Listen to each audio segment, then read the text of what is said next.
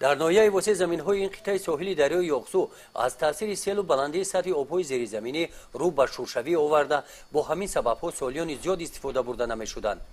در چنین وضعیت زمین‌ها ساکن شهرک هولبوگ روشن مراد با دستگیری مقامات اجرایی حکومت دولتی ناحیه برای به زمین کارم تبدیل دادن شورزمین شروع کرد. خاک آوردیم، پرو قطعیم درخت‌های میوه دهنده و اقبال ای کردیم که همین زمین‌ها کو پگا بنیادی باغ شود کو میوه بده.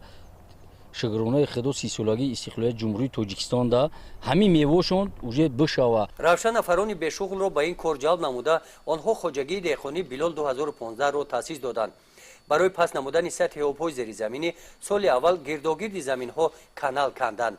با همین واسطه مساحت 3 هکتار شورزمین را به زمین کارم تبدیل داده، زیاده از 1600 نیال‌های گوناگون میوه‌دهنده آورده شنانیدند.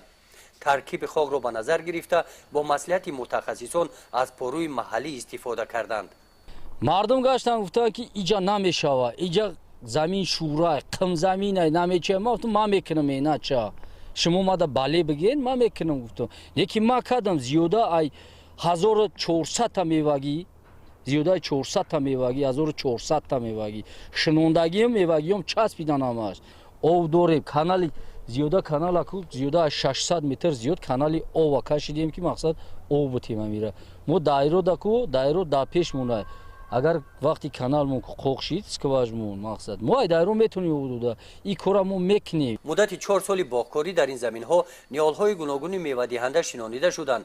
در این قطعه زمین نیال‌های سیب، زردالو، گیلاس سال گذشته شنانیده شده است. این نیال‌های سیب و شفتالو نوک و چهارمغز 3 ساله شدند.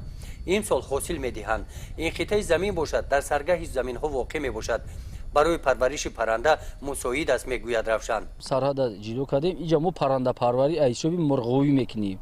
ما او سر میتیم ما جمون تیار شید کندگیم خیلی همینه اینجا پرنده پروری میکنیم. شورزمین را به زمین کارم تبدیل داده روشن باغ بنیاد کرد. تشکیل باغ بخشیده به جشن 30 سالگی استقلالیت دولتی جمهوری تاجیکستان این آرزوی او عملی گردید. گزارش خواجه نظریف خدای نظر ظهوروف از ناحیه واسع برای برنامه اطلاعاتی نوید.